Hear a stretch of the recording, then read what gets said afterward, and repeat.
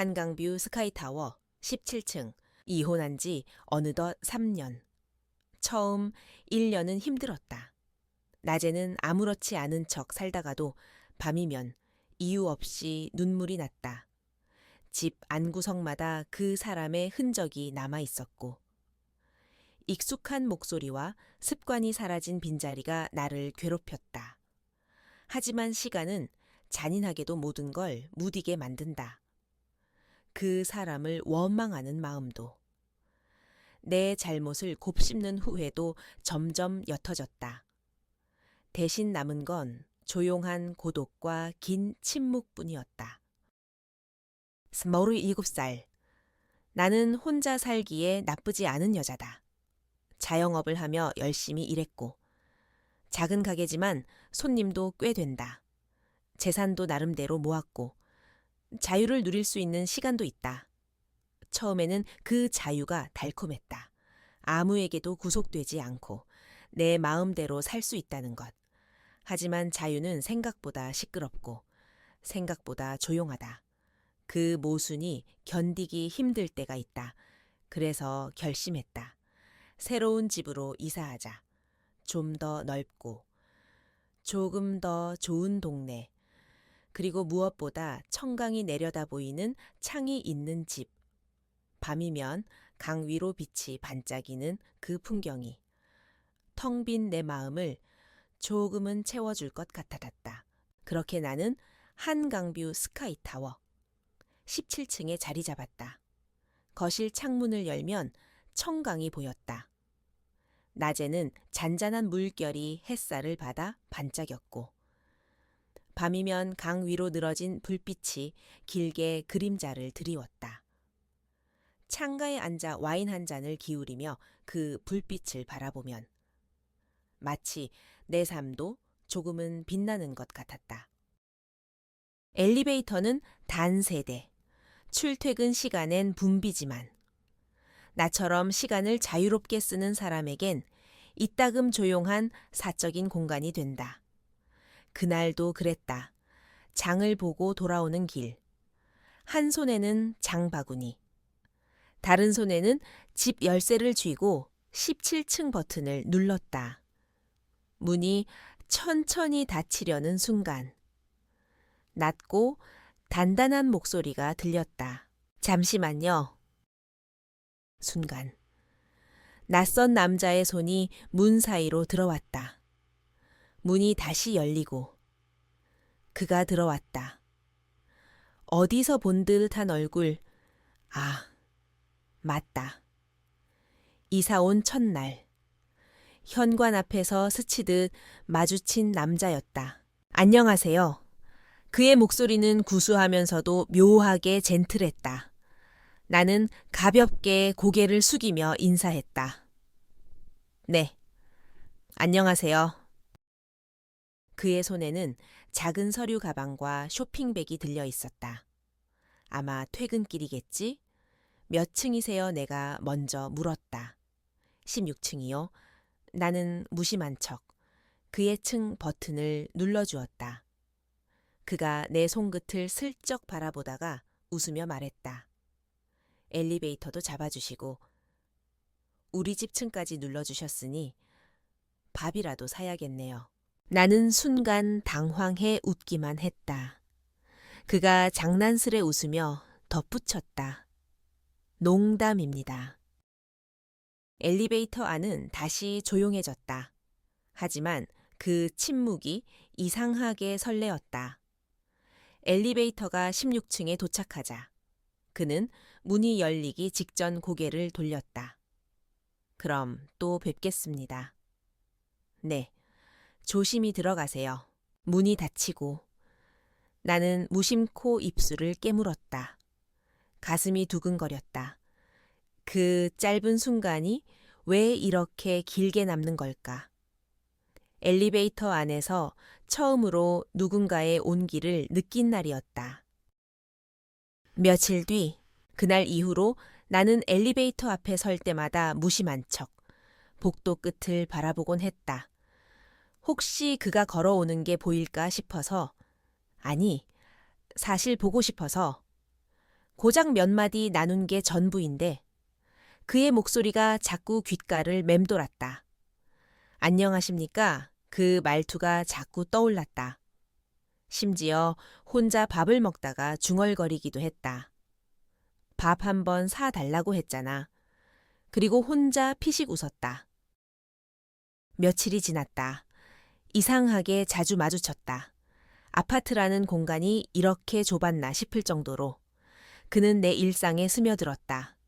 내가 타고 있으면 그가 타고 들어왔고 그가 타고 있으면 내가 문 앞에 서 있었다. 아, 또 뵙네요. 그러게요. 그 짧은 대화에도 묘한 기류가 흘렀다. 하지만 그 이상은 없었다. 우리는 서로 조심스러웠다.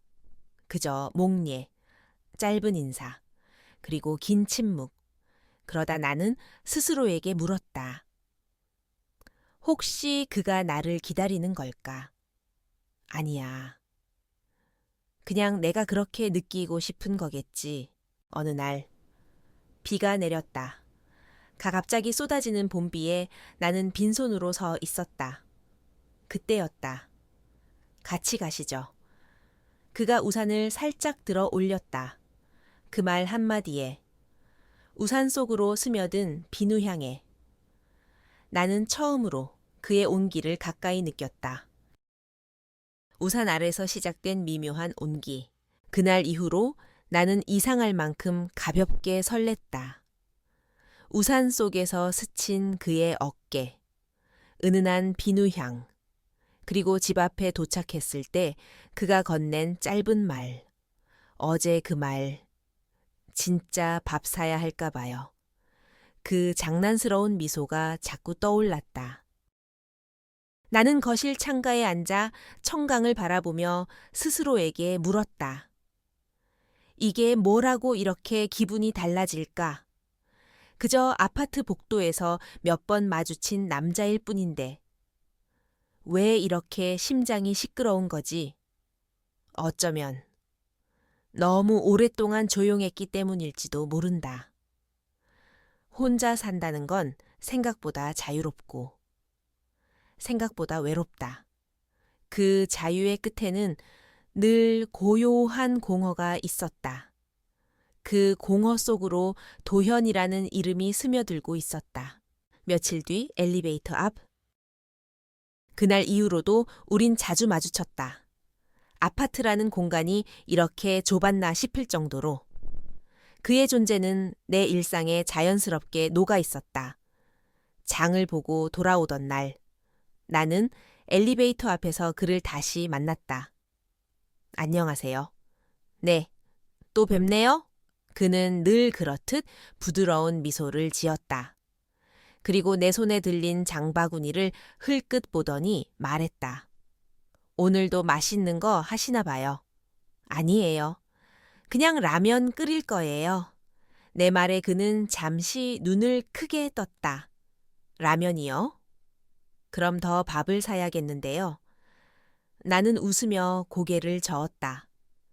농담이죠, 아니요. 진심입니다. 그가 그렇게 말할 때 그의 눈빛은 장난이 아니었다. 엘리베이터 문이 닫히고 좁은 공간 안에서 묘한 긴장감이 흘렀다. 나는 조용히 17층 버튼을 눌렀고 그는 16층을 눌렀다. 숫자판 위로 불이 켜지고 엘리베이터가 천천히 올라가는 동안 우리는 말없이 서 있었다. 그런데 그 침묵이 더 이상 편하지 않았다. 왜 이렇게 숨이 막히는 걸까? 띵 16층에 도착했다. 그가 문이 열리자마자 고개를 돌려 나를 바라봤다. 그리고 낮게 말했다. 진짜 밥 한번 같이 하시죠. 제가 준비할게요. 나는 순간 대답을 못했다. 가슴이 철렁 내려앉았다. 그는 기다리지 않고 가볍게 웃으며 말했다. 생각해 보시고요. 론려레오공 1호입니다. 그리고 문이 닫혔다. 나는 그대로 멍하니 서 있었다. 엘리베이터가 17층에 도착할 때까지 내 머릿속은 온통 그의 목소리로 가득했다. 7601호입니다. 그 말이 왜 이렇게 선명하게 남는 걸까? 집으로 돌아와서 현관문을 닫자마자 나는 한숨을 내쉬었다. 가방을 내려놓고 거실, 소파에 몸을 던졌다. 이게 뭐지? 나는 혼잣말을 했다. 내 나이 47, 다시 누군가와 식탁을 마주한다는 게 이렇게 떨리는 일이었나? 나는 휴대폰을 들어 시계를 확인했다. 밤 9시 30분. 그는 지금 뭘 하고 있을까? 혹시 나처럼 거실에 앉아 창밖을 보고 있을까? 아니면 아내와 통화를 하고 있을까? 그의 손에 결혼 반지는 없었다. 하지만 그게 아무 의미가 없을 수도 있다. 나는 머리를 흔들었다. 안 돼. 이런 생각은 안 돼. 하지만 마음은 이미 그를 향해 가고 있었다. 며칠 후 또다시 엘리베이터. 며칠 동안 우리는 마주치지 않았다. 일부러 피하는 걸까? 아니면 단순한 우연일까? 그의 부재가 이상하게 크게 느껴졌다. 그러다 어느 날 저녁, 장을 보고 돌아오는 길, 엘리베이터 문이 열렸다. 그리고 그 안에 그가 있었다. 안녕하세요. 나는 무심한 척 인사했다. 그는 웃으며 말했다. 오랜만이네요. 그 말에 내 심장이 이상하게 반응했다. 엘리베이터 안은 여전히 좁았다. 하지만 오늘은 더 숨이 막혔다. 나는 숫자 버튼을 누르며 조용히 물었다. 요즘 바쁘셨어요? 네. 회사 일 때문에 좀 정신이 없었습니다. 그가 내 눈을 바라보며 대답했다. 그 순간 우리 사이에 보이지 않는 선이 살짝 흔들린 것 같았다. 엘리베이터가 16층에 도착했지만 그는 내리지 않았다. 나는 놀란 눈으로 그를 바라봤다. 그가 낮게 말했다. 혹시 오늘 괜찮으세요? 나는 숨을 삼켰다. 네, 바뷰. 저번에 약속한 거. 지금 괜찮으세요? 나는 망설였다. 머릿속에서는 수많은 생각이 스쳐갔다. 하지만 내 입에서 나온 말은 너무도 간단했다. 좋아요. 그는 미소를 지었다. 그리고 조용히 말했다. 그럼 1001호입니다. 나는 엘리베이터 문이 닫히는 걸 바라보며 한참 동안 움직이지 못했다. 심장이 미친 듯이 뛰었다. 내 손끝이 떨렸다. 나는 스스로에게 말했다. 지윤아, 괜찮을 거야. 그냥 밥이야. 밥 한 끼. 하지만 내 안에 또 다른 목소리는 속삭였다. 이건 밥 이상의 무언가가 될 거야. 나는 천천히 걸음을 옮겼다. 복도를 지나 용공 1호 앞에 섰다. 그 문이 열리자 낯선 온기가 내 앞에 펼쳐졌다. 인닝용공 1호 문이 열릴 때 낯선 집의 온기가 문틈 사이로 먼저 스며들었다. 신발장 위에는 작은 화병이 놓여 있었고 투명한 유리병 속에 꽂힌 들꽃 몇 송이가 비 오는 날의 공기를 빨아들인 듯 촉촉해 보였다. 구두와 운동화가 가지런히 정리된 신발장 아래에는 남색 슬리퍼가 두 켤레 나란히 놓여 있었다. 그는 조심스레 하나를 앞으로 밀어주었다. 편하게 신으세요. 급하게 정리하느라 조금 어수선할 수 있어요. 나는 고개를 끄덕이며 실내로 들어섰다. 생각보다 깔끔했다. 부엌의 식기들이 일정한 간격으로 걸려 있었고 냉장고에는 아이가 그렸을 법한 크레파스 그림이 마그넷으로 붙어 있었다. 해질 역의 청강이 창밖에 너울거리며 비쳤다. 창턱에는 반쯤 타다 만초 하나가 이미 여러 번 불을 켰다 껐다는 듯 짧은 굴곡을 품고 서 있었다. 와인을 조금 꺼내도 괜찮을까요? 그가 물었고 나는 짧게 대답했다. 네. 좋아요. 그는 조심스럽게 병마개를 열어 향을 맡더니 작은 와인잔 2개에 각각 반의 반 정도로 따라주었다. 잔을 건네받는 순간 그의 손끝이 내 손가락에 스치고 지나갔다. 별것 아닌 접촉이었는데 심장이 불쑥 반응했다. 제가 요리는 잘 못하지만 그래도 준비한 게 있어요? 너무 기대는 하지 마세요. 그가 웃으며 서랍에서 앞치마를 꺼내 둘렀다. 회색 면 앞치마가 셔츠 위에 자연스럽게 안착했다. 나는 그 모습이 낯설지 않게 느껴졌다. 어쩌면 이미 오래전부터 이 그림을 상상해 온 사람처럼 부엌에서 나는 도마 소리가 잔잔한 음악처럼 이어졌다. 칼날이 채소를 지나갈 때마다 규칙적으로 리듬이 생겼고 프라이팬에 올리브 오일이 데워지는 소리가 뒤늦게 합류했다. 다짐한 마늘이 살짝 지글거리고 와인 향이 공기와 섞이며 부엌의 온도가 천천히 올라갔다. 아이들하고 내가 말을 꺼내다 말고 잠시 숨을 골랐다. 그는 내 표정을 살피더니 담담히 받았다. 네, 청주에 처가가 있어요. 방학이라 며칠 다녀간대요.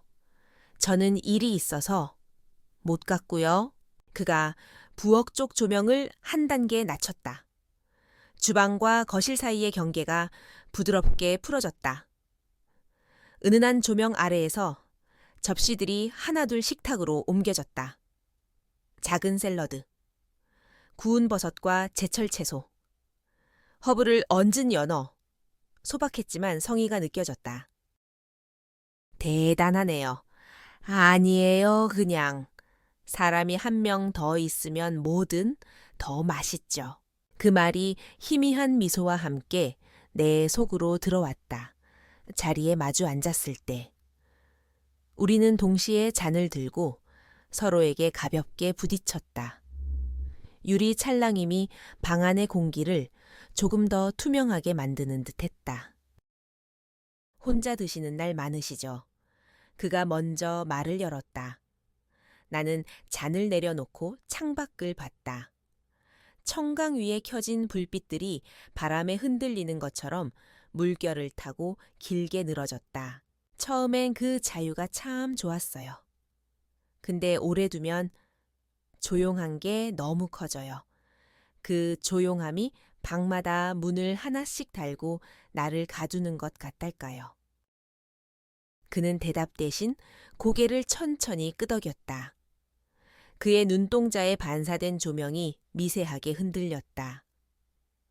엘리베이터에서 마주칠 때 느꼈던 짧지만 확실한 온기의 정체가 조금씩 문장으로 드러나는 기분이었다. 저도 비슷해요. 그가 말을 이었다. 사람이 곁에 있어도 꼭 함께 있는 건 아니더라고요.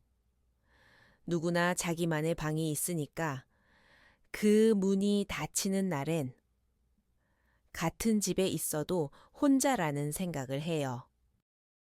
식사가 반쯤 지나갈 때쯤 우린 서로의 접시에 작은 것들을 나눠 담았다. 내가 고개를 들어 그를 볼 때마다 그는 놀란 듯 웃었고 그 웃음을 볼 때마다 마음속에 시끄러운 질문들이 잦아들었다. 왜 여기 있지? 지금이 맞는 걸까? 우리는 어디로 가는 걸까? 같은 질문들. 디저트는 없지만 대신 음악은 있어요. 그가 리모컨을 눌렀다.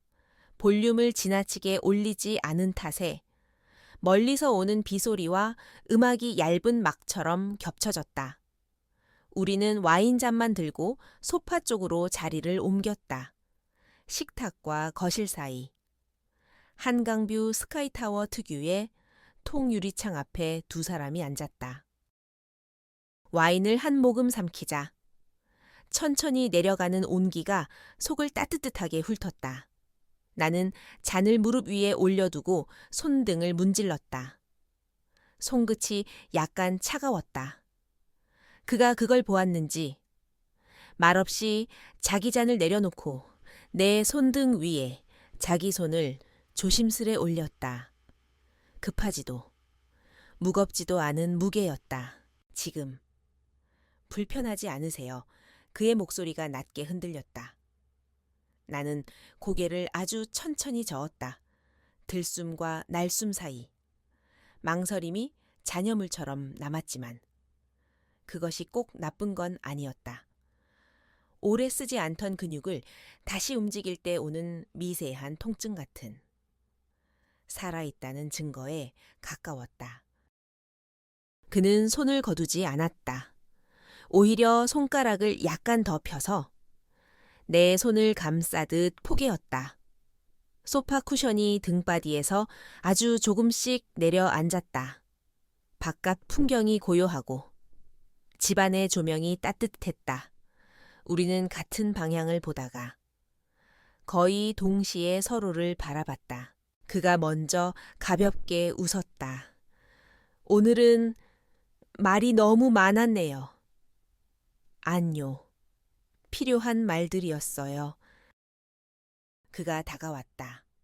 아주 가까운 곳까지 숨결이 닿을 듯 말 듯한 거리에서 우리는 한동안 멈춰 있었다. 멈춰 있음에도 시간이 흘러갔다. 조급하지 않은 밤이 오랜만에 우리에게 허락된 것만 같았다. 첫 입맞춤은 간신히 닿는 정도의 가벼운 접촉이었다.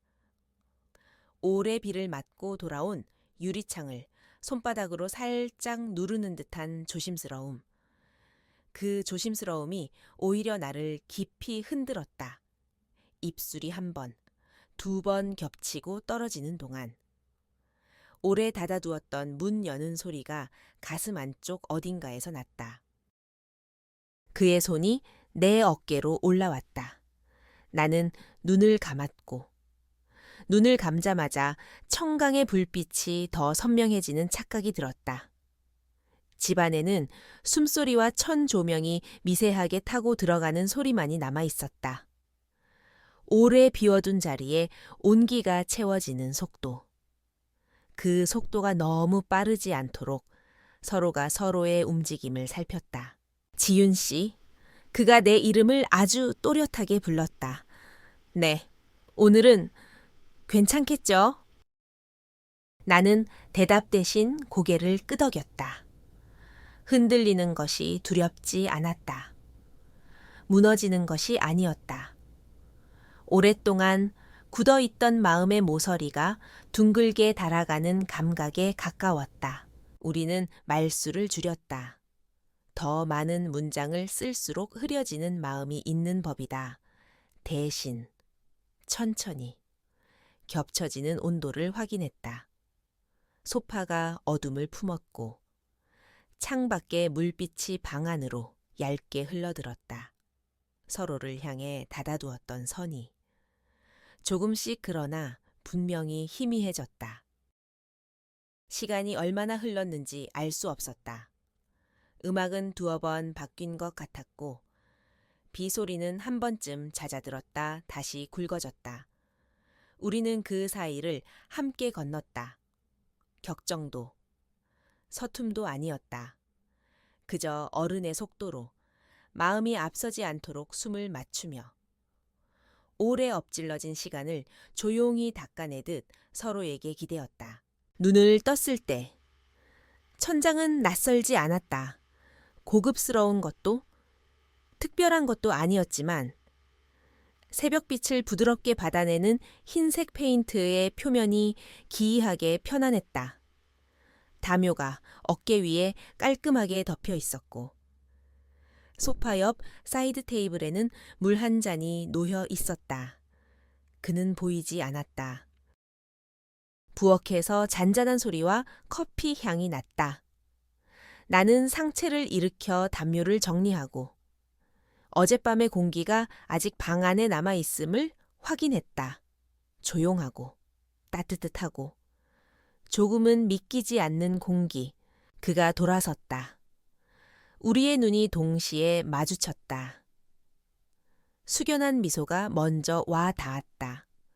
그는 말없이 머리를 한번 긁적이며 컵을 2개 꺼내 테이블 위에 놓았다. 커피 드실래요, 네? 우리는 식탁에 나란히 앉았다. 뜨거운 잔을 양손으로 감싸쥐고 한 모금 마셨다. 혀 끝에 쌉싸람이 남았고 목을 지나가며 서서히 따뜻해졌다. 바깥은 비가 그친 듯 조용했다. 날이 맑아질 기미가 보였다. 그가 조심스럽게 입을 열었다. 이런 아침. 정말 오래간만이에요. 저도요. 내 대답은 짧았지만 그 짧음 속에 담긴 것을 그는 이해하는 눈치였다. 불필요한 부연이 없어도 되는 사이. 그게 지금 우리에게 주어진 가장 큰 선물처럼 느껴졌다. 한동안 아무 말도 하지 않았다. 집안의 공기가 미세하게 이동하는 소리만이 감지될 뿐이었다. 나는 커피잔을 내려놓으며 내가 말을 해야 할 차례라는 걸 직감했다. 그러나 말을 고르는 데는 시간이 필요했다. 그가 나를 보았다. 그 시선에는 미안함도, 요구도, 약속도 없었다. 다만 단단한 기다림 같은 것이 있었다.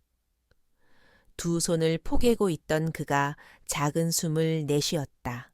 오늘은 나가시는 게 좋겠죠. 그 문장이 의외로 잔인하지 않게 들렸다. 오히려 우리를 보호해주는 안전선 같았다. 지금 이 시간을 어느 방향으로든 서두르지 말자는 뜻. 낯선 감정의 이름을 급히 붙이지 말자는 뜻. 그게 좋겠죠. 내가 말했다.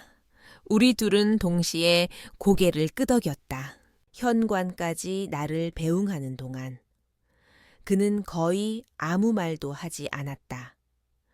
신발끈을 묶는 내 손이 스스로의 움직임을 지켜보는 사람처럼 느리게 움직였다. 문고리를 잡았을 때. 나는 갑자기 어제의 나와 오늘의 내가 다른 사람처럼 느껴져서 어색한 웃음이 나왔다.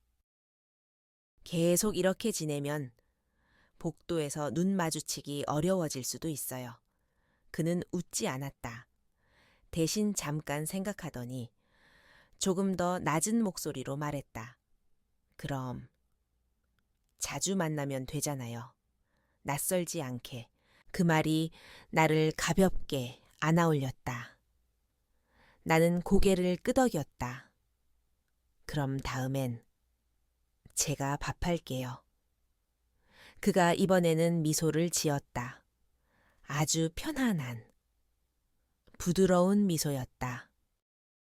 문을 열고 엘리베이터를 기다리는 동안 나는 무의식적으로 뒷목을 만졌다. 어젯밤 그의 손이 잠시 머물렀던 자리였다. 천이 남아있다고 믿고 싶어 손끝을 조금 더 오래대고 있었다. 띵 엘리베이터가 도착했다. 텅 빈 공간에 홀로 올라타 17층 버튼을 눌렀다. 문이 닫히는 사이. 복도를 슬쩍 돌아봤다. 1201호의 문은 닫혀 있었다. 당연한 일이었지만 그 당연함이 오늘은 조금 다른 의미로 다가왔다. 17층에 도착해 문이 열렸다. 집 앞에 서자마자 나는 장바구니를 내려놓고 현관에 기대어 잠깐 눈을 감았다. 어젯밤의 장면들이 파도처럼 밀려왔다가 물러갔다. 무엇이 시작된 건지, 무엇이 끝난 건지 알 수는 없었다. 하지만 하나는 분명했다.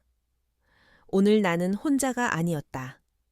적어도 마음의 크기가 어제와 같지는 않았다. 샤워기로 미지근한 물을 틀어 어깨를 적시며 나는 생각했다. 서둘지 말자. 이름을 붙이려 들지 말자. 대신 오늘 저녁엔 뭘 만들지 생각해보자. 연어를 굽는 게 나을까? 간장에 잠깐 재워두었다가 팬에 살짝 올릴까? 고소한 버섯을 곁들이고 샐러드는 가볍게, 허브는 바질보다 딜이 좋겠지. 접시를 따뜻하게 데워둘까? 접시에 올리는 순서는 별것 아닌 계획들이 복잡한 마음을 덮어주었다. 세제 거품을 씻어내듯 확신도 망설임도 잠시 싱크대로 흘려보냈다. 거울 앞에 서서 머리를 말리다가 문득 웃음이 났다. 나에게도 이런 얼굴이 있었나. 오래 잊고 지내던 표정이었다. 휴대폰을 들어 메모장을 열었다. 연어 버섯 딜 레몬 좋은 빵. 너무 딱딱하지 않은 걸로 장보기 목록을 저장하고 화면을 껐다. 거실로 나와 커튼을 조금 더 젖혔다. 비는 그쳤고 청강 위로 맑은 빛이 번지고 있었다. 눈을 가늘게 뜨고 어젯밤 우리가 앉았던 풍경을 다시 그려보았다. 둘이 나란히 같은 쪽을 보고 앉아있던 모습. 깊이 숨 쉬자. 어제보다 오늘의 공기가 조금 더 넓어졌다. 점심 무렵 문득 불안이 머리를 스쳤다. 관계의 이름이 없는 상태가 사람을 얼마나 흔들 수 있는지 나는 너무 잘 안다. 그러나 이번에는 이상하게 두렵지 않았다. 오래 걸을 것을 알 때, 굳이 뛰지 않게 되는 것처럼 속도를 아는 사람이 되는 것. 그게 30과 40을 지나오면서 내가 배운 것들이었다. 창가에 서서 한참을 청강을 내려다보다가 나는 핸드폰을 한 번 더 들었다. 메시지를 쓰다 지우고 다시 썼다. 너무 가벼워도 너무 무거워도 안 될 것 같았다. 결국 한 줄만 남았다. 저녁에 시간 괜찮으세요? 전송 버튼을 누르고 휴대폰을 뒤집어 테이블 위에 엎어두었다. 알림음이 울릴까봐 일부러 스피커를 끄고 창밖으로 시선을 던졌다. 구름이 완전히 걷히지 않은 하늘이 빛과 그늘을 번갈아 강 위에 내려놓았다. 잠시 후 진동이 짧게 떨렸다. 나는 아무렇지 않은 척 천천히 휴대폰을 뒤집었다. 네, 괜찮아요. 어떤 도움이 필요하실까요? 웃음 이모티콘 Y는 제가 가져갈게요. 나는 화면을 보며 한 번 아주 조용히 숨을 들이마셨다. 가게 문을 닫을 시간이 가까워지면 마트에 들러 목록을 채울 것이다. 오늘의 나는 어제의 나보다 조금 더 가벼웠다. 이름 붙이지 못한 마음을 성급히 결론 내리지 않은 채로 우리는 같은 건물에 서로 다른 층에서 같은 저녁을 준비하고 있었다.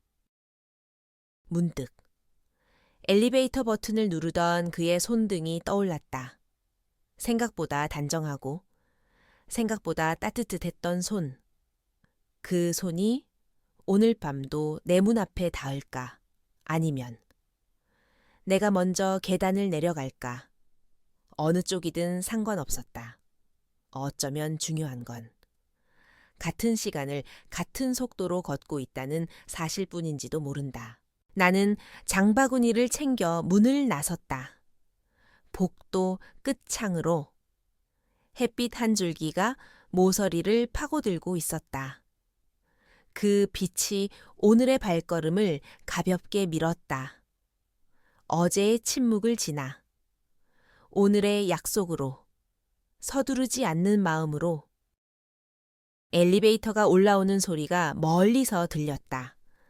나는 17층 버튼을 한 번 눌렀다가 잠깐 망설인 뒤 16층 버튼까지 가볍게 눌렀다.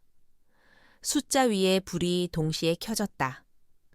2개의 점이 같은 방향으로 올라가고 있었다. 그날 저녁이 어떤 모양이 될지는 모르지만 한 가지는 안다.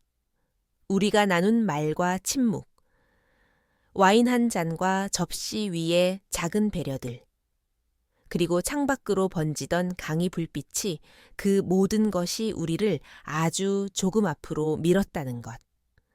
낯설미 낯설므로 머물지 않게 해주는 속도로.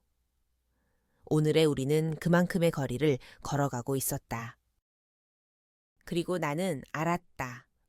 문을 닫을 때의 소리보다. 조심스럽게 문을 여는 소리가 사람을 더 오래 흔든다는 것을 오늘 우리는 각자의 문 앞에서 같은 소리를 듣고 있었다. 아주 천천히.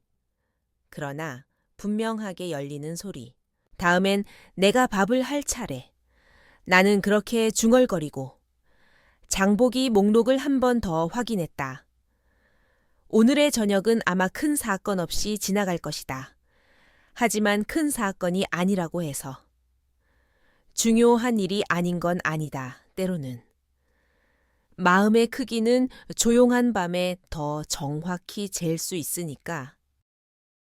창밖의 청강이 해질녘 빛을 마지막으로 받아내고 있었다. 불빛이 물 위에서 깨지고 다시 이어졌다. 그 모양이 마치 손과 손이 어긋나다가 결국 포개지는 순간처럼 보였다. 나는 그 풍경을 한동안 지켜보다가 문득 미소를 지었다. 어제와 조금 다른 표정이었다.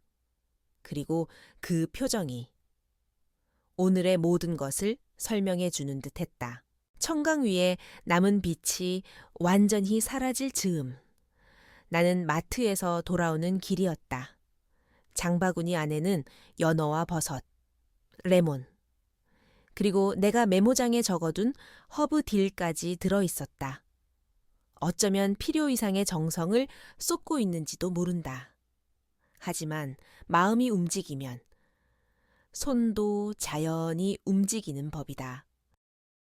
엘리베이터 앞에 서서 기다리는 동안 나는 유리문에 비친 내 얼굴을 흘낏 보았다. 머리를 질끈 묶은 평범한 얼굴.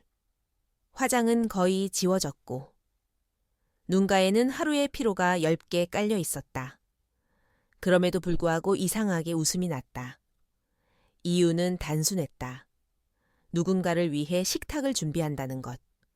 그 사실이 나를 다시 살게 만드는 것 같았다. 띵 엘리베이터가 내려왔다.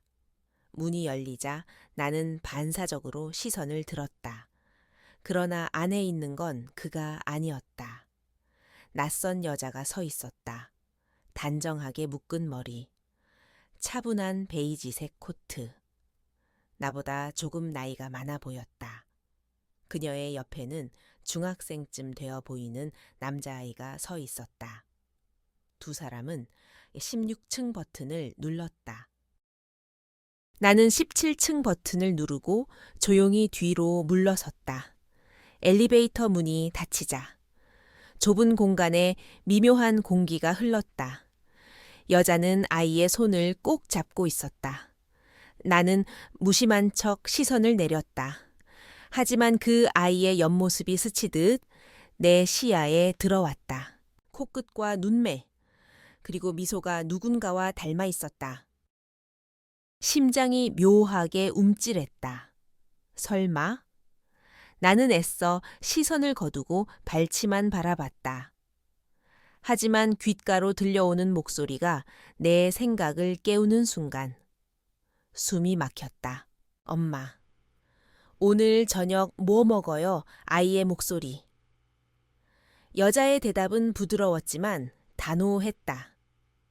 아빠 오기 전에 씻고 숙제부터 해. 아빠. 나는 그 짧은 단어에 온몸이 굳었다. 그리고 그 이름 뒤에 따라붙을 그림자를 본 것 같았다. 엘리베이터 안공기가 갑자기 무거워졌다.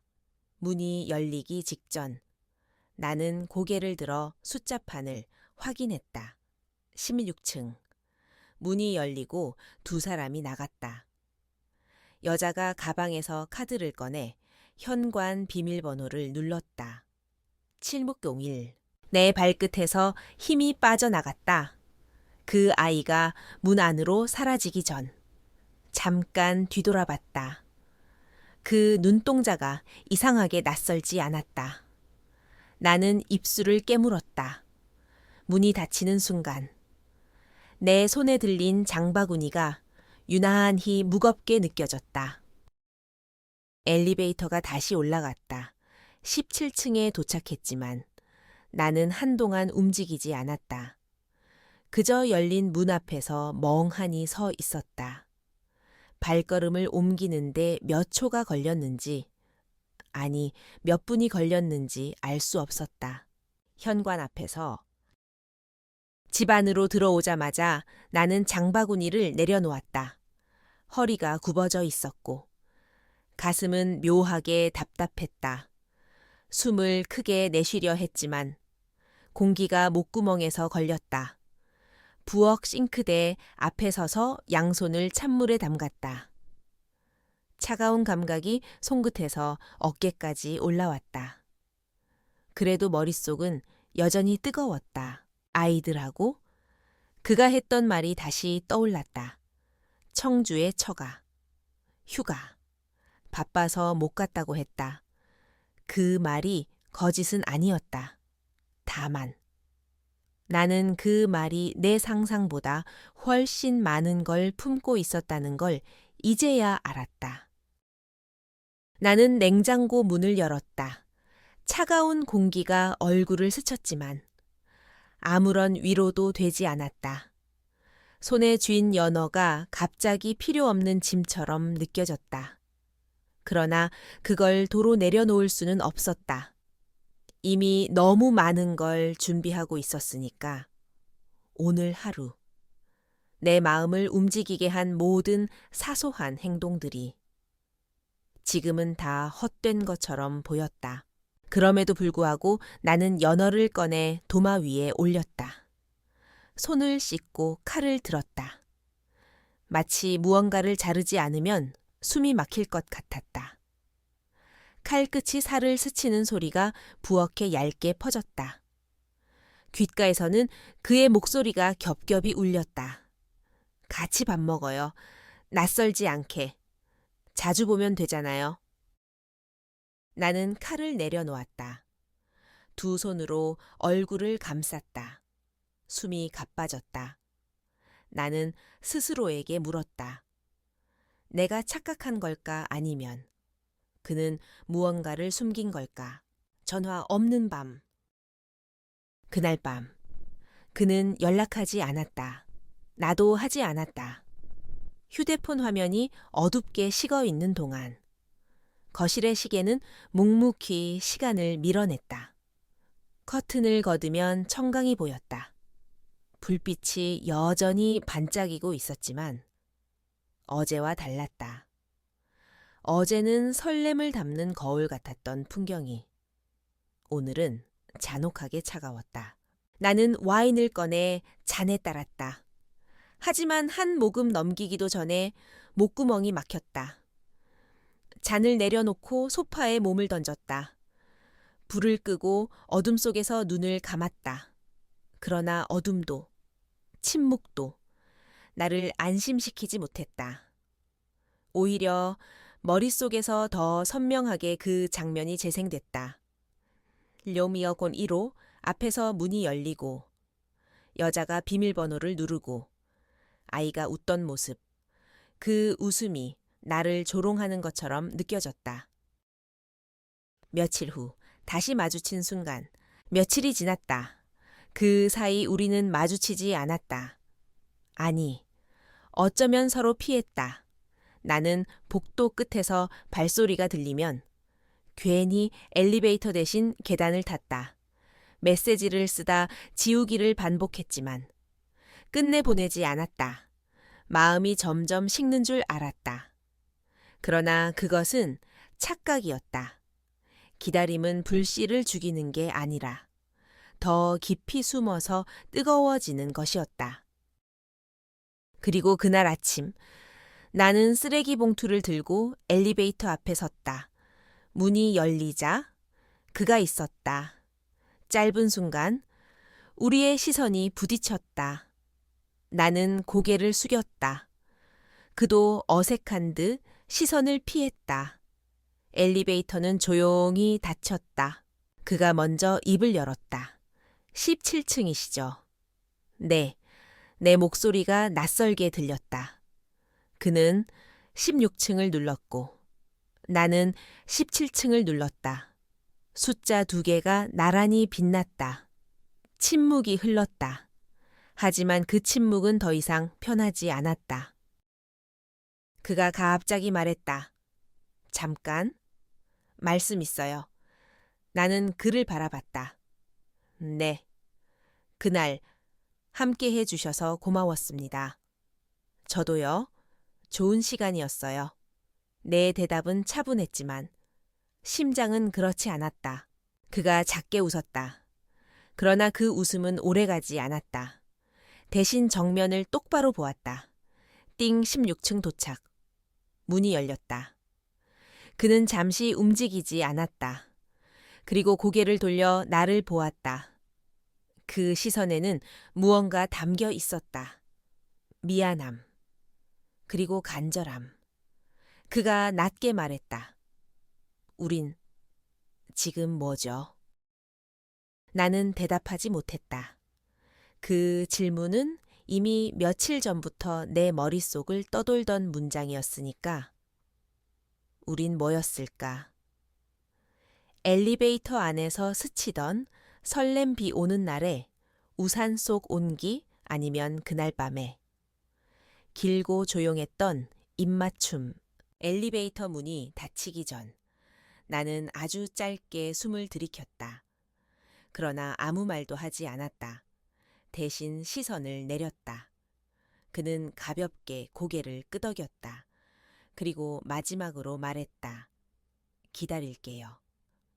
당신이 준비될 때까지. 문이 닫혔다.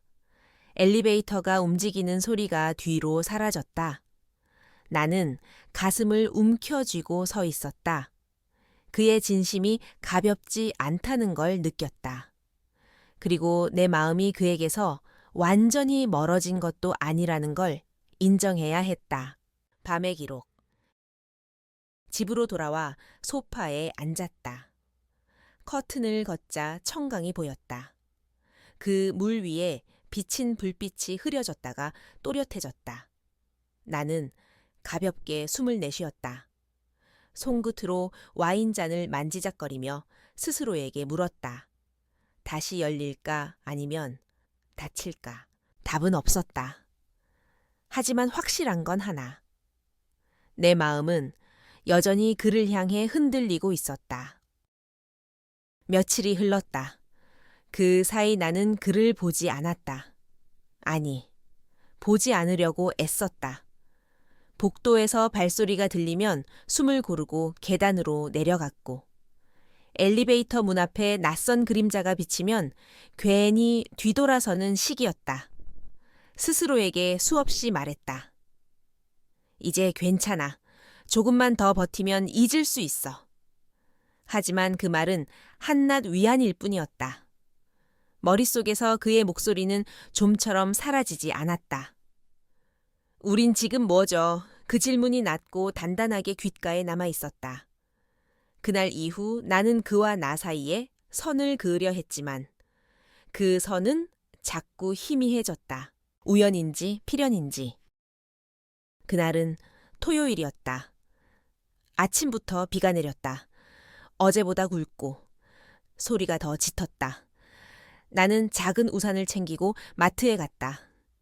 빗줄기 사이로 지나가는 차들의 바퀴가 물을 튀길 때마다 낯선 불안이 발목을 스쳤다. 오늘도 그를 보게 될까? 아니면 여전히 서로를 피한 채 하루를 끝낼까? 마트에서 장을 보고 돌아오는 길. 손에 든 봉투가 유난히 무거웠다. 하지만 봉투보다 더 무거운 건 내 마음이었다. 현관 앞에서 카드키를 대고 문을 열려는 순간 뒤에서 익숙한 목소리가 들렸다. 지훈 씨, 나는 굳어버렸다. 천천히 돌아봤다. 비에 젖은 셔츠가 그의 어깨에 달라붙어 있었고 손에는 작은 종이봉투가 들려 있었다. 그는 숨을 고르고 내 시선을 똑바로 받았다. 잠깐 얘기할 수 있을까요? 나는 대답하지 못했다. 손끝이 떨렸다. 그러나 몸은 그를 거부하지 않았다. 오히려 나는 문을 살짝 닫고 그 앞에 섰다. 빗방울이 복도 바닥에 떨어지며 작은 원을 그렸다. 그날 이후 계속 생각했어요. 그의 목소리는 낮았고 진심이 묻어 있었다. 우린 뭐였을까요? 그냥 외로움이 만든 착각이었을까요? 아니면 그는 말끝을 삼켰다. 대신 내 눈을 깊게 바라봤다.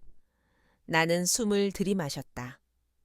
비 냄새와 그의 천이 공기 속에서 섞였다. 저도 몰라요.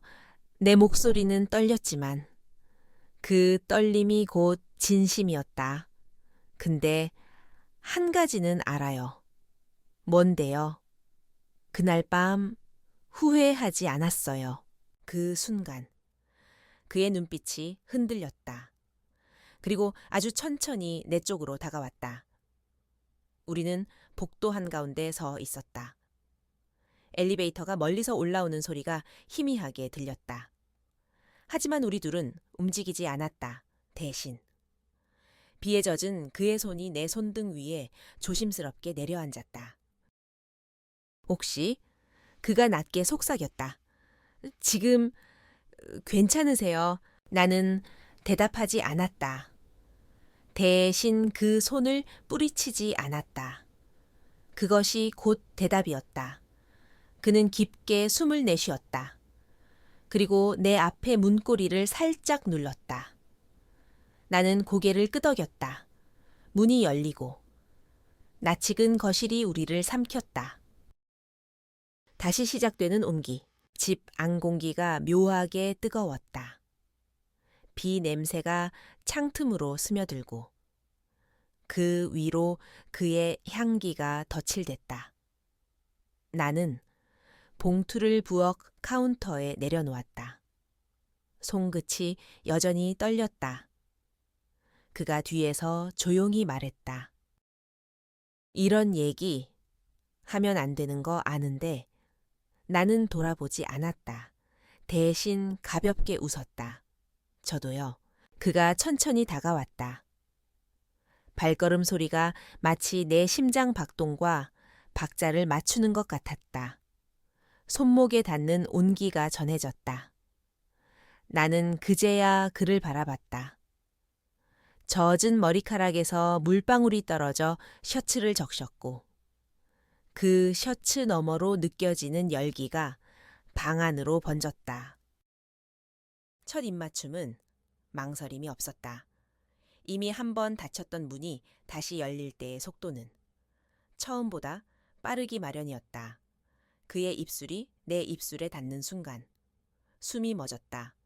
그 순간만큼은 세상의 비소리도 창밖의 불빛도 아무것도 존재하지 않았다. 오직 그와 나, 그리고 우리가 미뤄왔던 감정뿐. 거실, 소파, 그리고 말없는 대화. 옷깃이 어깨에서 미끄러졌다. 손끝이 허리를 스치고 서로의 천이 겹쳤다. 소파가 조용히 눌리며 우리의 그림자를 삼켰다. 창밖의 청강은 여전히 비를 머금고 있었지만 방 안의 공기는 메마를 틈이 없었다. 숨소리가 짙어질수록 그날 이후 우리 사이에 있던 모든 선은 무너져 내렸다. 지윤 씨, 그가 내 이름을 부르는 소리가 낮게 갈라졌다. 나는 대답 대신 그의 목을 감쌌다. 키스는 점점 깊어졌고 그 깊이는 우리가 지난 며칠 동안 삼킨 모든 감정을 드러내고 있었다. 시간은 모래처럼 흘렀다. 손끝으로, 입술로. 우리는 서로에게 남은 외로움을 지워갔다. 격정적이지도 서툴지도 않았다. 대신 단단하고 오래 기다린 연결이었다. 내 몸이 그의 천 속에 파묻히는 동안 나는 한 가지를 확실히 알았다. 이 순간을 원했다는 것. 침묵 속의 고백. 비가 완전히 그쳤을 때 거실에는 잔잔한 음악과 규칙적인 숨소리만이 남았다. 나는 그의 품에 기대어 눈을 감았다. 소파 위에서 맞는 새벽빛이 낯설지 않았다. 오래 잊고 지냈던 온기. 그 온기가 내 모든 경계를 무너뜨리고 있었다. 이런 아침, 그가 내 머리카락에 입을 대고 중얼거렸다. 정말 오래간만이에요. 나는 대답하지 않았다. 대신 그의 셔츠를 가볍게 움켜쥐었다. 그리고 아주 낮게 말했다. 저도요. 우리는 한동안 아무 말도 하지 않았다. 말이 필요 없었다. 하지만 동시에 말이 필요하다는 것도 알고 있었다. 그러나 그 말은 오늘이 아니어야 했다. 오늘은 그저 서로의 온기를 기억하는 것으로 충분했다. 떠나지 못한 발걸음. 아침이 완전히 밝았을 때 나는 천천히 몸을 일으켰다. 부엌에서는 커피 향이 났다. 그는 조용히 컵을 내려놓고 나를 바라봤다. 눈이 마주쳤을 때 우리는 둘 다 웃지 않았다. 웃음 대신 조금 진지한 공기가 흘렀다. 오늘은 그가 입을 열었다. 나가시는 게 좋겠죠. 나는 고개를 끄덕였다. 네. 그 짧은 대화가 우리 사이의 거리를 설명했다. 가까워졌지만 여전히 닿지 않은 무언가가 있다는 걸. 현관 앞에서 신발을 신으며 나는 괜히 이런 말을 꺼냈다. 계속 이렇게 지내면 복도에서 눈 마주치기 어려워질지도 몰라요. 그는 웃지 않았다. 대신 아주 낮게 말했다. 그럼 자주 만나면 되잖아요. 그 말이 내 귓가에 오랜 남았다. 나는 고개를 숙이며 속삭였다. 다음엔 제가 밥할게요. 그가 미소를 지었다.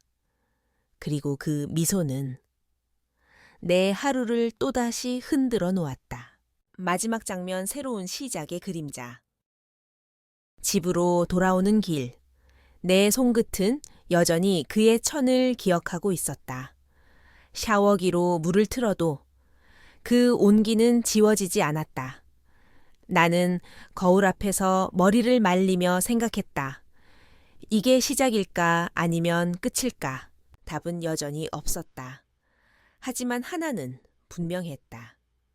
나는 더 이상 예전의 내가 아니었다.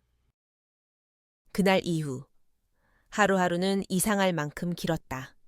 나는 다시 일상으로 돌아간 듯했지만 사실 어느 곳에도 발붙이지 못하고 있었다. 낮에는 손님을 맞이하고 장부를 정리했지만 마음 한구석은 늘 다른 곳에 있었다. 그곳은 16층이었다. 그러나 우리는 마주치지 않았다. 아니, 내가 피했다. 전화는 오지 않았다. 메시지도 없었다. 그 침묵은 처음엔 안도감을 줬지만 곧 불안을 키웠다. 그도 나처럼 생각하고 있을까 아니면 그날 이후 이미 정리를 끝낸 걸까. 나는 휴대폰을 열었다 닫았다. 메시지를 쓸까 말까 망설였다. 단 한 줄이라도 보내고 싶었지만 보내지 않았다. 대신 커튼을 걷고 창밖을 보았다. 청강 위로 내려앉는 빛이 잔잔했지만 내 마음은 잔잔하지 않았다. 낯선 그림자. 며칠 뒤 늦은 오후였다. 가게 문을 닫고 돌아오던 길. 비가 조금씩 내리고 있었다. 습한 공기 속에서 낯익은 차가 아파트 주차장으로 들어왔다. 회색 SUV. 그가 몰던 차였다. 나는 걸음을 멈추었다. 운전석 문이 열리고 그가 내렸다. 그리고 반대편 문이 열리자 나는 숨을 삼켰다. 낯선 여자가 내렸다. 단정하게 묶은 머리, 베이지색 코트. 그날 엘리베이터에서 봤던 바로 그 여인이었다. 그리고 뒷좌석에서 내린 아이. 웃으며 무언가를 말하는 입술. 그 웃음이 내 가슴을 찔렀다. 나는 본능적으로 몸을 돌렸다. 하지만 발걸음은 쉽게 떨어지지 않았다. 그들의 웃음소리가 빗방울 사이로 흩어져 들렸다. 엄마. 아빠랑 같이 저녁 먹을 거지? 나는 눈을 감았다. 빗소리가 갑자기 멀리서 들리는 것 같았다. 귓가에서는 오직 그 한 문장만이 반복됐다. 엄마, 아빠, 집에 돌아왔지만 나는 아무것도 할 수 없었다. 부엌 조명이 켜져 있었고 며칠 전 사놓은 허브가 싱크대 위에 시들어가고 있었다. 나는 가볍게 그것을 손끝으로 건드렸다. 이게 뭐였을까 그날 우리가 만든 건? 단지 틈새였나? 나는 스스로에게 물었다. 대답은 나오지 않았다. 대신 심장이 불규칙하게 뛰었다. 후회일까? 분노일까? 아니면 여전히 사라지지 않은 갈망일까? 그 모든 것이 뒤엉켜 있었다. 예상치 못한 초대. 이틀 뒤 휴대폰이 울렸다. 지윤 씨. 잠깐 시간 괜찮아요. 나는 한참 동안 화면을 바라봤다. 대답하지 않았다. 5분쯤 지나 또 메시지가 왔다. 복도 끝에서 기다릴게요. 나는 천천히 거울을 봤다. 거울 속 얼굴이 어딘가 지쳐 보였다. 립밤만 대충 바르고 현관으로 나섰다. 문을 열자. 그가 서 있었다. 단정한 셔츠. 그러나 얼굴은 어딘가 피곤했다. 빗방울이 어깨에 점점이 박혀 있었다. 왜? 내 목소리가 떨렸다. 잠깐. 얘기하고 싶어요. 그는 조심스럽게 웃었다. 시간 괜찮으세요? 나는 고개를 끄덕이지도 젖지도 않았다. 대신 복도 끝.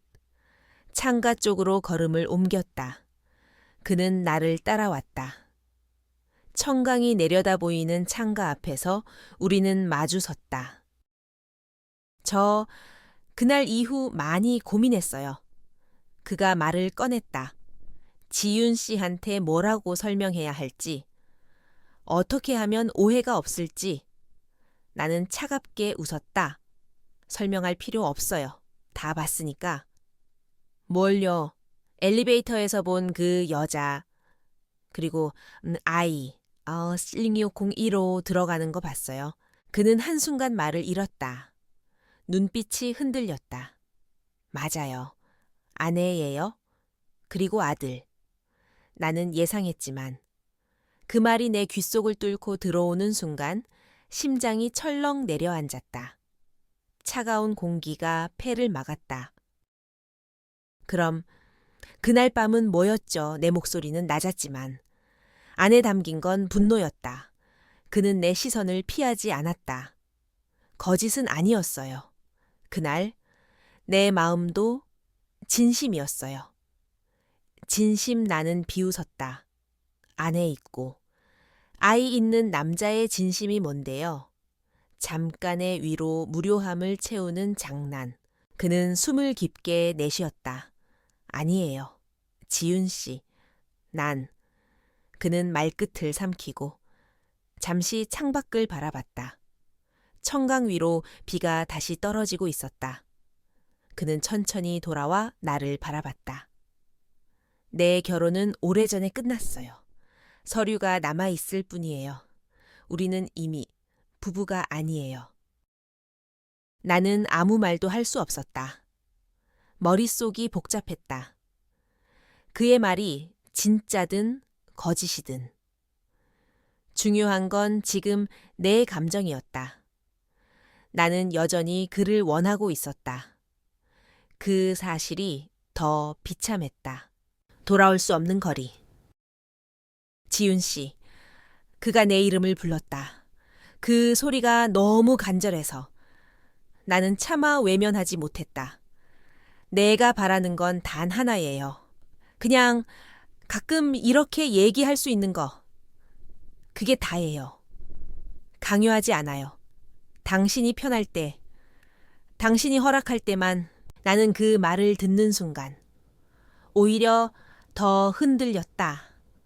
강요가 없다는 건 선택이 내 몫이라는 뜻이었다. 그리고 나는 지금 그 선택 앞에서 무력했다. 이런 관계 결국 상처밖에 안 남아요. 내가 힘겹게 말했다. 그는 조용히 고개를 끄덕였다. 알아요. 근데 그 상처를 감수하고도 나는 당신을 보고 싶어요. 그 순간 나는 벼랑 끝에 서 있는 기분이었다. 뒤로 물러나면 안전하다. 하지만 앞으로 한 발 내딛는 순간 다시는 돌아올 수 없다.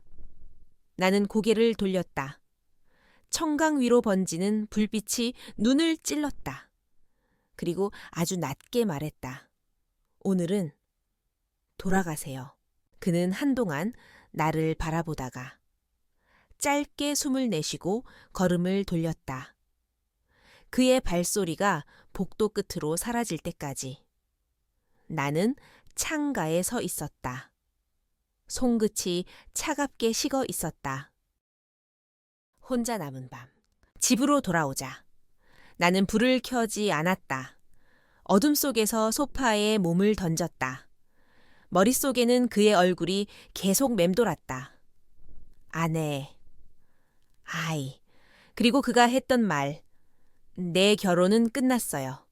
그 말이 진실이라면 하지만 그게 무슨 소용일까? 현실은 여전히 단단했다. 나는 어깨를 움켜쥐고 웅크렸다. 눈물이 났다. 오랜만에 흘리는 눈물이었다. 다시 혼자가 되어야겠지. 그래야 덜 아플 거야. 그렇게 스스로를 다독였지만 심장은 여전히 그의 이름을 부르고 있었다. 마지막 장면 포기하지 않는 그림자. 새벽녘 문득 휴대폰 화면이 켜졌다. 메시지가 도착해 있었다. 잠들기 전에. 그냥 잘 지내라는 말 하고 싶었어요. 나는 답을 쓰지 않았다. 대신 화면을 꺼버렸다. 하지만 그 메시지가 내 가슴에 남긴 흔적은 쉽게 지워지지 않았다. 나는 천천히 눈을 감았다. 귓가에 그의 목소리가 다시 울렸다. 기다릴게요. 당신이 준비될 때까지. 그리고 나는 알았다. 이 이야기가 아직 끝나지 않았다는 것을. 아니, 어쩌면 지금부터가 시작이라는 것을.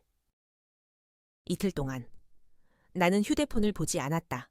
메시지가 왔는지, 부재중 전화가 있는지 확인하지 않았다. 아니, 못했다. 확인하는 순간 나는 다시 그에게 끌려갈 거라는 걸 너무 잘 알았다. 나는 애써 바빴다. 가게 정리, 재고 확인, 세금 신고. 하지만 아무리 바빠도 마음은 멈춰 있지 않았다. 그날 창가에서 나눈 대화. 그가 내 이름을 부르던 목소리가 지워지지 않았다. 그 상처를 감수하고도. 나는 당신을 보고 싶어요. 그 말이 내 귓가를 떠나지 않았다. 밤이 되면 더 심했다. 청강 위로 퍼지는 불빛은 여전히 아름다웠지만 어제와 오늘의 차이는 너무 뚜렷했다. 나는 와인잔을 들었다 내려놓기를 반복했다. 결국 아무것도 삼키지 못한 채 어둠 속에서 혼잣말을 했다. 그냥 사라져주면 좋겠어. 하지만 동시에 또 다른 목소리가 속삭였다. 아니야, 다시 만나고 싶잖아. 예상치 못한 순간, 셋째 날 저녁, 나는 마트에서 돌아오는 길에 발걸음을 멈췄다. 엘리베이터 앞, 그가 서 있었다. 손에는 작은 종이봉투가 들려 있었다. 우리가 마지막으로 마주친 날과는 다른 얼굴이었다. 지쳐 보였지만 단단했다. 나를 보자. 그는 미소도 농담도 하지 않았다. 대신 낮고 단호하게 말했다. 얘기할 수 있을까요? 나는 대답하지 않았다. 대신 엘리베이터 문이 열리자 안으로 들어갔다. 그도 따라 들어왔다. 좁은 공간에 2개의 숨결이 닿았다. 나는 17층 버튼을 눌렀다. 그가 잠시 망설이다가 17층을 함께 눌렀다. 문이 닫히는 순간 공기가 묘하게 흔들렸다. 우리는 아무 말도 하지 않았다. 대신 숫자가 하나씩 올라가는 소리만이 들렸다. 7층, 8층, 9층, 숨소리가 점점 가팔라졌다. 12층을 지나자 그가 입을 열었다. 지윤 씨. 그날 이후 하루도 편하지 않았어요. 나는 정면을 바라봤다. 저도요. 그 순간 그의 손이 조심스럽게 내 손등 위에 내려앉았다. 나는 뿌리치지 않았다. 그게 내 대답이었다. 띵 17층. 문이 열렸다. 나는 천천히 걸음을 옮겼다. 내 발소리가 복도를 따라 퍼졌다. 뒤에서 그의 발걸음이 따라왔다. 현관 앞에 도착했을 때 나는 멈췄다. 손끝이 문고리를 맴돌았다. 돌아서려는 순간 그의 목소리가 등을 스쳤다. 오늘 그냥 얘기만 하자고요. 나는 고개를 천천히 돌렸다. 그의 눈빛에는 거짓이 없었다. 그러나 그 안에는 억누른 갈망이 선명했다. 나는 문을 열었다. 멈추지 못한 대화. 거실에 불을 켰다. 그는 조용히 봉투를 내려놓았다. 안에는 작은 케이크가 들어 있었다. 별건 아니고 그냥 사과하고 싶어서요. 그는 소파 끝에 앉았다. 나는 부엌에서 물잔을 가져와 테이블에 놓았다. 한 모금 마시고 숨을 고르며 그를 바라봤다. 왜 다시 왔어요, 그냥. 못 견디겠더라고요. 지윤 씨가 나를 피하는 게 나는 비웃었다. 당연하죠. 우리가 뭘 했는지 기억 안 나요, 기억나요. 매 순간이 기억나요. 그래서 더 보고 싶었어요. 그는 내 쪽으로 몸을 기울였다. 나는 소파의 등을 기댔다. 눈을 감았다가 떴다. 우린 잘못하고 있는 거예요. 그는 조용히 고개를 끄덕였다. 맞아요. 잘못이에요. 그런데 그는 손을 내밀어 내 손등을 덮었다. 이 잘못이 내 인생에서 가장 솔직한 순간일 수도 있어요. 그 말이 내 심장을 파고들었다. 거부해야 했다. 하지만 손끝이 그를 놓지 못했다. 오히려 나는 그의 손을 더 세게 움켜쥐고 있었다. 폭풍처럼 다가온 침묵. 말이 끊겼다. 대신 숨소리가 대화를 대신했다. 그는 천천히, 그러나 단호하게 내 쪽으로 다가왔다. 그의 입술이 내 이마에 닿았다. 아주 조심스러운 첫 번째 닿음. 나는 눈을 감았다. 그 순간 모든 저항이 무너졌다. 키스는 빠르게 깊어졌다. 억눌렀던 감정이 터져 나오는 속도는 누구도 멈출 수 없었다. 그의 손이 내 허리를 감싸고 나는 그의 어깨에 매달렸다. 소파가 조용히 흔들렸다. 창밖의 청강 불빛이 흔들리듯 우리 마음도 흔들리고 있었다. 옷깃이 미끄러지고 천이 포개졌다. 손끝이 피부를 스치고 심장이 고막을 두드리는 소리가 귀 안에서 울렸다. 우리는 오래 참았던 갈망을 말없이 주고받았다. 그 갈망은 뜨겁지만 이상하게 슬펐다. 왜냐하면 우리는 둘 다 알고 있었다. 이 관계에는 끝이 있다는 걸. 사라지지 않는 그림자. 시간이 얼마나 흘렀는지 알 수 없었다. 비는 그쳤고 새벽빛이 창가로 스며들었다. 나는 그의 품에 안겨 있었다. 심장은 아직도 빠르게 뛰고 있었다. 그러나 머리는 차갑게 깨어 있었다. 이제 어떻게 해야 하지? 그가 내 머리카락을 천천히 쓸었다. 그리고 낮게 말했다. 오늘 하루만이라도. 아무 생각 말아요. 나는 대답하지 않았다. 대신 그의 손을 잡았다. 손가락이 서로를 깊이 포개었다. 아침의 공기. 눈을 떴을 때 부엌에서 커피 향이 났다. 나는 담요를 끌어안고 소파에 앉았다. 거실에 퍼진 햇살이 낯설게 느껴졌다.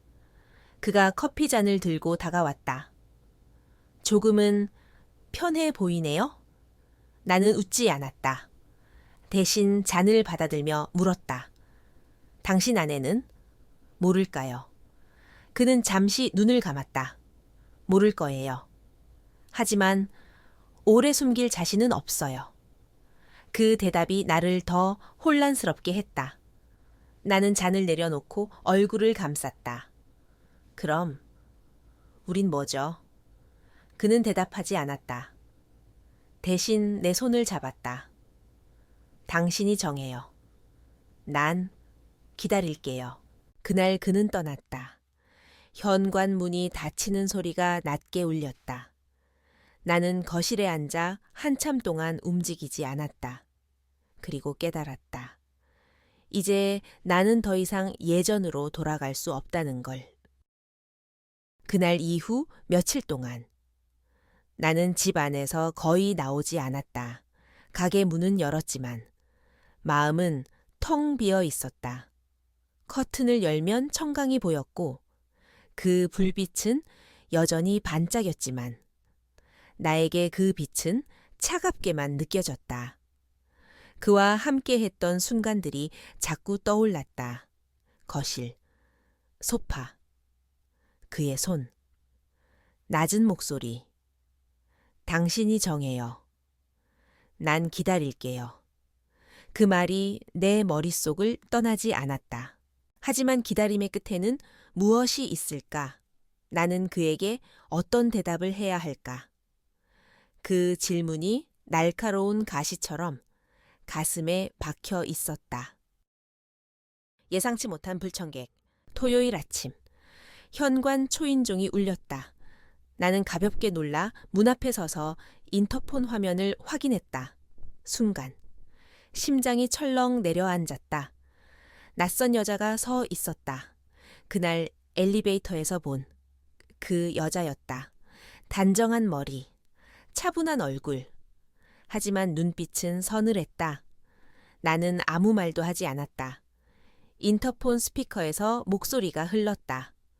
혹시 지윤 씨 맞으시죠?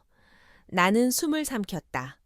문을 열어야 할까 아니면 모른 척 해야 할까 고민하는 사이 그녀가 다시 말했다. 잠깐만 얘기할 수 있을까요? 나는 천천히 문을 열었다. 그녀는 예의 바른 미소를 지었지만 그 미소 안에는 수많은 감정이 숨어 있었다. 죄송해요. 이렇게 갑자기 찾아와서 잠깐 앉을 수 있을까요? 나는 망설였다. 그러나 거절할 이유도 거절할 힘도 없었다. 그녀는 현관을 지나거실 소파에 앉았다. 나는 물을 내어며 숨을 고르려 했지만 손끝이 떨렸다. 남편 도현 씨. 그녀는 그의 이름을 입에 올렸다. 요즘 집에 잘 안 들어오네요. 일 때문에 바쁘다지만 왠지 느낌이 이상해서요. 나는 입술을 깨물었다. 아무 말도 할 수 없었다. 그녀는 내 표정을 살피며 부드럽게 웃었다. 지윤 씨, 솔직히 말씀해 주세요. 혹시 남편과 아는 사이신가요? 그 질문이 방 안의 공기를 찢었다. 나는 가슴이 쿵 하고 내려앉는 소리를 들었다. 거짓말을 할까 아니면 사실을 말할까? 내 머릿속에서 수많은 답이 오갔다. 그러나 내 입에서는 아무 소리도 나오지 않았다. 그녀는 한숨을 내쉬며 시선을 거두었다. 사실 우리 부부는 오래전부터 끝나 있었어요. 아이 때문에, 그리고 체면 때문에 그냥 같은 집에 있었을 뿐이에요. 나는 놀라서 그녀를 바라봤다. 그녀는 담담하게 웃었다. 전 도현 씨가 행복했으면 좋겠어요. 그게 누구와 함께든. 그 말은 예상치 못한 방향에서 날아온 화살 같았다. 아프지도 시원하지도 않았다. 오히려 더 혼란스러웠다. 그녀는 자리를 일어서며 마지막으로 말했다. 부탁이에요. 상처만 남지 않게 해주세요. 현관이 닫히는 소리가 울렸다. 나는 소파에 앉아 멍하니 천장을 바라봤다. 머릿속이 하얘졌다. 마지막 초대? 그날 밤. 그의 메시지가 도착했다. 오늘 청강이 정말 예뻐요. 잠깐. 같이 볼래요? 나는 한참 동안 화면을 바라봤다. 거절할 수도 있었다. 하지만 손가락은 천천히 움직였다. 네, 엘리베이터 문이 열렸다. 그는 거기 서 있었다. 흰 셔츠에 어두운 슬랙스, 그리고 익숙한 향기. 우리는 아무 말도 하지 않았다. 대신 서로의 눈을 깊게 바라봤다. 엘리베이터는 조용히 올라갔다. 문이 열리고 우리는 그의 집으로 들어섰다. 창밖에는 청강이 끝없이 빛나고 있었다. 나는 창가에 서서 물결 위에 반짝이는 불빛을 오래 바라봤다. 그가 내 뒤에 서서 낮게 말했다. 오늘 그냥 옆에 있어 주세요. 아무 말 안 해도 돼요. 나는 고개를 끄덕였다. 그의 손이 조심스럽게 내 어깨에 얹혔다. 그 온기가 등줄기를 타고 흘렀다. 나는 눈을 감았다. 그리고 그 순간 알았다. 이 사람을 포기하지 못할 거라는 걸. 끝없이 흔들리는 밤. 우리는 소파에 앉았다. 와인잔이 테이블 위에서 서로를 기다리고 있었다. 첫 모금이 목을 지나가는 순간 심장이 더 빨리 뛰었다. 그는 나를 바라보다가 잔을 내려놓았다. 지윤 씨, 고마워요. 다시 와줘서. 나는 조용히 미소 지었다. 그러나 그 미소 안에는 수많은 갈등이 숨어 있었다. 그가 내 손을 잡았다. 그리고 천천히, 그러나 확실하게 다가왔다. 그의 입술이 내 입술에 닿았다. 그 순간 모든 망설임이 무너졌다. 우리는 서로를 깊게 끌어안았다. 창밖의 청강 불빛이 방 안으로 쏟아졌다. 그 빛이 우리의 그림자를 길게 늘렸다. 옷깃이 풀리고 천이 포개졌다. 손끝이 떨렸지만 그 떨림이 더 이상 두렵지 않았다. 우리는 아무 말도 하지 않았다. 대신 숨으로, 손으로 모든 것을 이야기했다. 아침, 그리고 대답 없는 질문. 눈을 떴을 때 창밖은 이미 밝았다. 청강 위에 아침빛이 번지고 있었다. 나는 조용히 몸을 일으켰다. 그의 품에서 빠져나오며 부엌 쪽을 바라봤다. 그는 커피를 내리고 있었다. 평온한 뒷모습. 그러나 그 평온이 내 마음을 더 요동치게 했다. 그는 돌아서서 미소 지었다. 커피, 준비됐어요. 나는 고개를 끄덕였다. 식탁에 마주 앉았지만 우리는 쉽게 말을 꺼내지 못했다.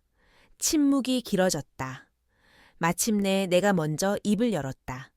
도현 씨, 네, 이 관계 앞으로 어떻게 될까요? 그는 내 눈을 똑바로 바라봤다. 그리고 천천히, 그러나 단호하게 말했다. 내가 정할 문제가 아니에요. 당신이 정해요. 나는 어디에도 가지 않아요. 나는 고개를 숙였다. 커피 향이 코끝을 스쳤다. 그 향이 이상하게 아프게 느껴졌다. 내가 정해야 한다. 하지만 나는 알았다. 어떤 결정을 내리든. 상처는 피할 수 없다는 것을 그날 나는 그의 집을 나섰다. 현관이 닫히는 소리가 낮게 울렸다. 복도를 걸어가며 나는 스스로에게 물었다. 끝낼까 아니면 이어갈까? 답은 나오지 않았다. 대신 발걸음이 멈추지 않았다. 엘리베이터 문이 열리고 나는 17층 버튼을 눌렀다. 거울에 비친 내 얼굴이 낯설게 웃고 있었다. 창밖으로 청강이 보였다. 햇살이 물결 위에 부서지고 있었다. 그 빛이 나를 따라왔다. 나는 생각했다. 어쩌면 우리는 이미 답을 알고 있는지도 몰라. 엘리베이터 문이 닫혔다. 그리고 그 안에는 아직 지워지지 않은 온기가 남아 있었다.